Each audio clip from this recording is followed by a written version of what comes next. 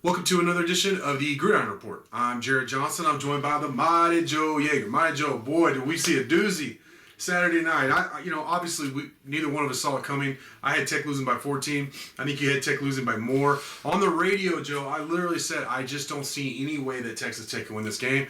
Well, that's why they play the game, right?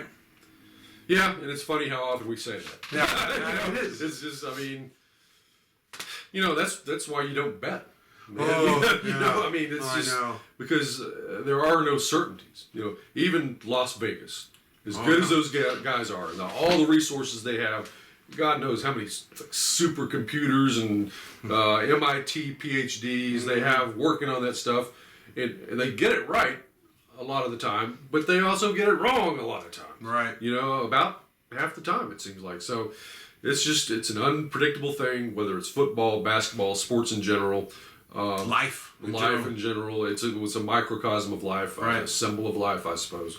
And so, we saw a perfect example of that against Iowa State, that's for sure. 41-38, Texas Tech won on a last-second 62-yard school record, 62-yard field goal from Jonathan Garibay, which would have been good from 65 at least. I mean, he crushed it.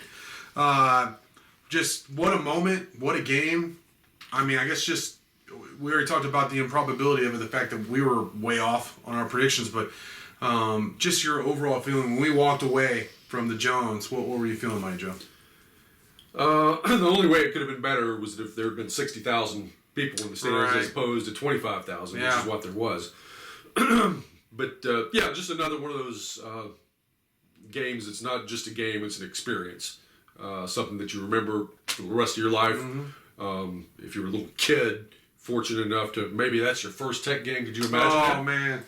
Seeing something like that? Yeah. And there were bound to have been a few little boys there, most likely. Or little girls, too. Or little girls these days, yeah, especially. And maybe that was their first Tech football game. And so that's just for the next 80 years or whatever, they're going to remember that. It wasn't just an ordinary win. It was something very, very special. And I'm still shaking my head over it, Can't believe it. What do you think about the pump? The whole thing with the pump and all that? Yeah. I mean, that was cool. At least it's something, right? It's something West Texan, and that you can hang your hat on. I like it. I like it. Yeah, I hope I imagine Coach McGuire will hang on to that, and why not? Yeah. They got the saddle that they touch once they're going on to the game. I mean, from the locker room, from the game day locker room, right? Yeah. So. I like that. I like that pump jack. I like pump jacks anyway. Yeah, what is it about pump jacks? Cool. Yeah, they are cool. Yeah, they are. I mean, they've been around forever, and they last forever. It's a great symbol. Yeah, absolutely. It's a symbol of money and power. Exactly. I think Cody Campbell, when he saw that, was like, yeah, man, me and the pump jack were very good friends. It made him feel right at home. Why didn't they have one of these when I was playing? What I was alluding to on the board when we were talking about, one of our posters played a big role in that pump jack getting down there on the field, actually. So if he wanted it to be revealed, he would have already done that. But I just want to say that one of our subscribers, he's a letterman, a former Red Raider football player, actually played a big part in physically getting that pump jack down there for the players. So. Yeah, now, how big was that? I mean, it's pretty big. You saw the players mess up with it. It was about like that. I mean, it's not as big as not a full size pump jack. But right? it was, it was a good, I bet it was heavy. Right. I mean, the dude, let's put it this way, the dude who carried it down there, or helped get it down there, and I don't know how he did. Maybe he actually was smart and used a cart or something. I don't know. But he's a big dude, that's for sure. Yeah. It's it is not something you're going to get on eBay or you're going to go down to Walmart. Well, maybe eBay, but not down at 7-Eleven or anything like that. So a good acquisition. Well, whatever you want to say about it, it worked. Everything worked. We did the day after podcast too, and Mighty Joe, you tabbed the new communication system, or the way that Cumbie called into place at Donovan Smith, where he trotted over to him on the sideline, the Cumbie code, which I love. That's what for now and ever it shall be the Cumbie code, at least this season. Yeah. I thought that was great. But you coining that phrase, but also I thought that was just brilliant. And I wrote about that Cumbie deciding to do that, I think, was a major key to the victory. One of several keys. Several things needed to come together for Tech to pull off this upset, and I think that was a big part of it, though. Yeah. I mean, anything you can do. I mean, obviously, if you are reading people's signals, and this gives you a very good idea of what play's coming, Right. the advantage is colossal. Yes. And if you take away that advantage, and they're just going into the game expecting it, Exactly. I think that's the key. It's like, oh, we're in trouble now. Yeah. Especially when they're marching up and down the field. And they were in trouble. So yeah, they were in huge trouble. So I mean that had to have been part of it, And so I mentioned in the podcast, why aren't teams doing more of this now? And maybe from now on we will see this. So certainly from Texas Tech from here on out, you got to do it. I mean, you would think so. Somebody mentioned, this is a good point. I don't think this is a bad point. I thought about that during the game. Is that, do you want Donovan Smith to get that tired for all the extra steps running back and forth? And he is a dual threat quarterback. I get that, but I think, he's young. He's in shape. He should be able to do that, right? Yeah, that's nothing. Or you could relay it in with the receiver, but that's if you want to change the format. You may not want to change. So Sure. Plus, it also gives. Comby can say one or two extra words where like, hey, look for this, look for that. You know what I mean? Like, look for Miles to come open on the corner or whatever. Something like that. Yeah. So it makes, and somebody brought up, hey, this might lead, do you think, to the headset that we see in the NFL where they, the coordinators can just talk right into the quarterback up into a certain point in the play clock. So maybe it will. It should. College is going pro almost every other way, right? Yeah, So might as well do that too, and that would be a nice upgrade. That would certainly eliminate the whole signal stealing thing, Yes, it would. So, another big. Well, let's just stay with Donovan Smith. Threw for over 300 yards, 3 touchdowns, that 1 interception, which wasn't his fault. Ran for another 50. Really didn't make a mistake. He actually made some really magical plays, getting out of trouble. Yeah. He showed his ability to throw on the run, which is something we've said that these young quarterbacks, both Donovan Smith and even Barrett Morton, they both excel at. So. And that was on full display Saturday against Iowa State, Joe. Yeah, there was one play in particular, and I'm trying to remember the specifics of it. But the main thing that I remember is Donovan drops back to pass. I believe it was in the second half. Yeah, basically he was swarmed. He was both sides. 2 or 3 Cyclones were on him. I thought he was down. I thought, all right, if not, they're about to blow the whistle, and somehow he gets away from those guys. And did he complete a pass? I think he did. A short pass, picked up a few yards out of that. And I said Mahomes, because that's what it looked like. Yeah. It was one of those sorts of plays.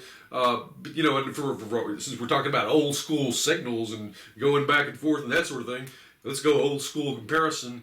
A guy named Rodney Allison. Oh, yeah. Who was the head of the Letterman Association, by the way. That's right now. Yeah, he's still doing a great big job over there right now. And but he was that same sort of guy back in the mid-'70s. One of those Houdini sort of quarterbacks. It looks like he's in an impossible situation. He had the escapability back before anybody talked about escapability, And so a little bit of that as well on that particular play and on several plays. Donovan Smith extending plays, turning what looks like a disaster into a dividend on multiple occasions. So yeah, that was very impressive.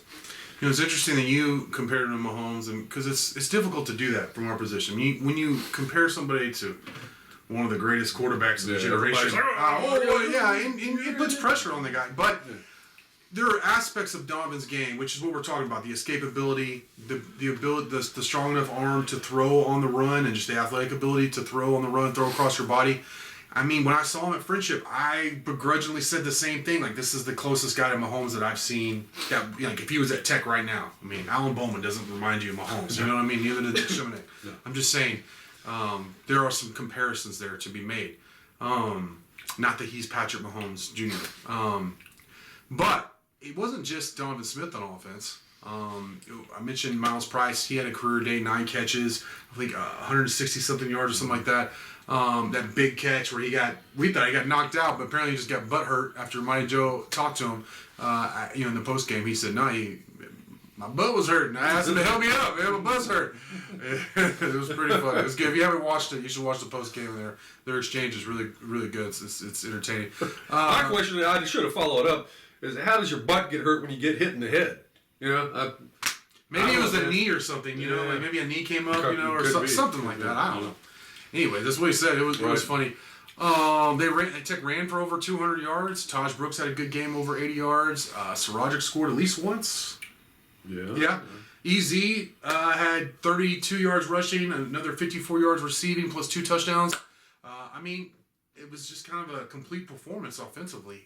They racked up over 500 yards and 41 points on one of the best defenses, certainly in the Big 12. So, that was great. And then defensively, Monty Joe, we talked about it in the podcast as well. And just watching the game, that we feel like the defensive line had one of its better games in a long time. Tyree Wilson did some things. Jalen Hutchings did some things. Devin Drew, yeah.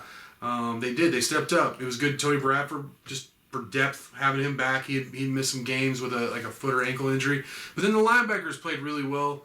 Colin Schooler had an interception, that big tackle at the end, which kept Iowa State out of the end zone, forced them to kick the game-time field goal, which really, that probably saved the game, right? Rico did some things. Krishawn Merriweather showed up, had more big plays Saturday than he had the previous month before. But then I think after that, you have to look at what Dadrian and Taylor Demerson did, and I just want to get your perspective on just his improvement and his performance against Iowa State. Yeah, miraculous improvement. I mean, he came into the season pretty much an unknown around the conference. I mean, right. You ask media around who's Dadrian Taylor? Well, So, but if he had come into the season with something of a reputation, he'd be a strong candidate for all Big 12 honors right now, the way he's been playing. Wow. He's just been getting better. He has been good. Better. Even against Texas, right? He was the only good player on defense. He's the only guy who showed up. Sorry, go ahead. And he's not a huge guy, but he's bigger than he used to be. He's up at 195. You mentioned that he came here, was 170? 175, something like that. Nicknamed Rabbit for a reason. Yeah, little bitty dude. But man, physical as all get out. You got a couple of safeties now back there that'll put a lick on you. Yeah. With Pearson, Dadrian, and of course Eric Monroe will put a wallop on you too from time to time. So you got the defense last night was physical. Yeah, it was a physical game. It was. They were physical at the point of attack at the line of scrimmage, particularly in the first half. Mm-hmm. And then the DBs were coming up on run force, kind of the way they do over at Baylor. Mm-hmm. And that's what impresses me so much about Baylor's defense, is the way those guys come up out of the back seven in the secondary and just lay people out there at the line of scrimmage. It's not fun running against a defense where it's not just the D-line you got to worry about. It's everybody coming up with a full load and a head of speed. And that's kind of the way Tech was playing a little bit in the first half. So that was good to see. I feel like we need to acknowledge that against TCU, I was so frustrated that the alignment they lined up in, the way they allowed TCU just to basically win the game before it even started, but just line up and run over them. Well, against Kansas State and against Iowa State, they really made a concerted effort to stop the run. They've loaded up to stop the run, and it's worked. Breece Hall I know he scored a couple times, but for him, he had a very pedestrian day. Tech really bottled him up, and just bottled up the Iowa State running game in general. Now, in the passing game, they got blitzed in the second half, and that's what the adjustment both Kansas State and Iowa State makes. Okay, they're going to load against the run. Let's just spread them out, and let's pick them up, 7-8 yards a pop with our best athlete outside, one-on-one. And you know what? I understand that. Tech's not going to be a good pass defensive team. They're just not. They don't have it in the cards this year. But if they can stop the run and then at least compete like they did, especially in the first half where they got some stops, got some turnovers, then that could be good enough with this offense to be competitive and win football games, which is what we're all talking about, right? Yeah. So I just want to give a hats off. I know Keith Patterson is not the most popular guy amongst our fan base, and I understand why. I've been right there with most of y'all, but I just want to say they at least have made some adjustments. They did what seemed obvious, like they needed to do, stop the run first and then compete in the secondary, and it's a big reason why they won that game against Iowa State, Joe. Yeah, no doubt about it. Look, playing one half of very good defense is a heck of a lot better than playing no halves of very good defense. Right. You could argue that the defensive performance in the first half against Iowa State was the thing that gave Tech a chance to win the game. Yeah. All right, so you couldn't hold up for the entire game. You gave up 17 points in the fourth quarter, I believe it was. And you couldn't stop those tight ends, No, Kohler and Kohler. Allen. Kohler's, He's going to be a monster in the league, too. Yeah, though. that's right. So. I mean, you just, not many people can match up against something like that. So, but I mean, you can't do it all. You can't do it all for 4 quarters unless you've just got Georgia talent or something like that. Which they don't. Right. Yeah. So, I mean, you do the best you can with what you got, and you hope that you give your offense the opportunity to your special teams in this case, to win it there at the end against a very tough opponent. And it worked out. So, I mean, you take what you can get, and yes, Keith Patterson and his staff deserve some credit. Yeah, and then Jonathan Garibay obviously drilling that 62. Did he hit a field goal in that game or something? Yeah, he did something. He played a small role, right? No, I mean, he got the game ball. He's going to be immortalized in Red Raider football lore forever, and rightfully so. I mean, and he's been perfect all year. That's his second game-winning kick because he had the one against West Virginia with 17 seconds left or some 20 seconds left, whatever it was. Right. And then he had that one against Baylor last year, which, I mean, that was big for what it was. So, I mean, Jonathan Garibay, what a weapon you have in him.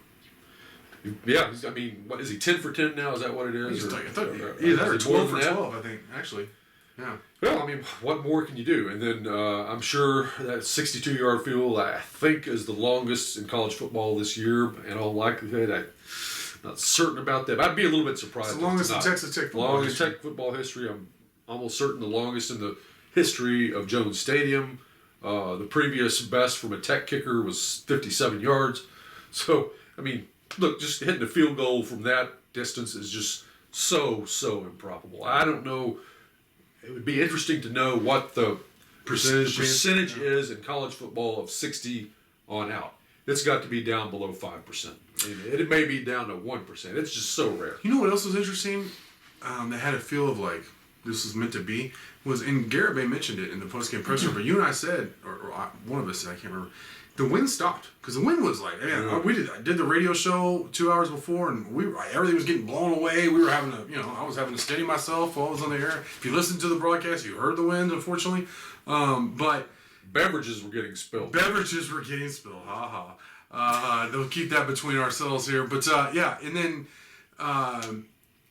you got me all rattled now. But then it was windy during the game. But it stopped. You could see the flags, on the uprights. They weren't moving. And Garibay mentioned that. So he said, hey, I'm not, wind's not going to be a problem here. You're just kicking. Mm-hmm. So, and then I was surprised that Cumbie said that, yeah, I've seen him kick it 60 yards in practice. I was like, okay. I'd seen him kick it from 55 a couple times, but not 60. I didn't even see him attempt a 60 yarder. So, yeah, I mean, why do you even really spend time practicing too much from that distance out? I mean, for this scenario, but the thing is just so. I mean, it's so hard to do that nobody even really tries a lot. Yeah. I mean, you got to be desperate as all get out. Yeah. To even try something like that because it's just, I don't care how good your field goal kicker is. It's just, so unlikely, and that's why it was just epic. The moment that it was. I mean, I was just barely, like I said in the podcast, I'm just waiting to see. Hopefully, they don't block it and return it, or field it and return it. That was my concern. Me too. Like, well, we got overtime here. Best case scenario, because he's not going to hit this. Right. And then boom! It was just a rocket off of his foot. Right off his foot. We were like, "Whoa, this has a chance!" And it was high too. I mean, that's normally that's like the kiss of death, because it gets up too high and a dying quail there before and it's short. But I mean, he got so much into that not only did it have the distance, it had the height, and shoot, man, it was just a question of, all right, is it between the uprights? Because there was no doubt about the distance. Yeah, and it was pretty much in the middle, right? Down the middle. Oh, absolutely. It was like perfect kick. Yeah. So what a great time to be a Red Raider with all the excitement with Joey McGuire coming in, and then obviously basketball season tipping off, and then to have this epic win for Texas Tech to be bowl eligible against a team that had just, let's be honest, dominated you the last 5 years. Mm-hmm. That's just great feeling. I just walking out of the Jones, just seeing all the excitement, feeling the excitement from the fan base was really cool, and I was just really happy for everybody. It was just a relief. I'm so glad all of us get to experience something like this. Finally at the Jones, and it just used to be. Quite honestly, once a year, once every 2 years, you could expect some, maybe not quite so epic, but something epic at the Jones, whether it be like knock off a top 10 A&M team or knock off a top 10 Texas team, something like that. You know what I mean? Where it was like some dramatic, amazing moment at the Jones almost every year. That hasn't been the case for quite some time, but it certainly was on Saturday night, Mike. Yeah. I mean, this was like old times. Because, I mean, it was. Look, frankly, Texas Tech football had become dull. Yeah, it was just really boring. It was predictable, and the energy in the stadium wasn't the same, and we'd gotten, I don't know if you want to call it spoiled. Maybe we deserved it with the Mike Leach years. Oh, yeah. It was just such a wild time every you just loved it. Yeah. But over time that's just bled off. And these great moments were just almost non-existent, and then we get one of those again. And so yes, it was pretty special. Well, hell, even Spike in the Spike Dykes era, I mean, he beat Texas or A&M, you know what I mean, Sure. almost every year. Mm-hmm. So you had that to look forward to. Yes, where is it Texas or A&M going to be here in the Jones this year? That's what I always looked at the schedule. Yeah, right. I can't remember. Okay, it's going to be A&M. I'm going to enjoy that, kicking the Aggies. But Right. I mean, you could expect that. That hadn't been the feel, so that was really cool. Maybe the worm has turned. Well, it could be. Maybe Joe McGuire coming in. Some good things happening. There's some good vibrations now. There are. Change. So hey, I'll take it. So with that, Mighty Joe, thank you as always. Thank you. Thank y'all for watching, and until next time.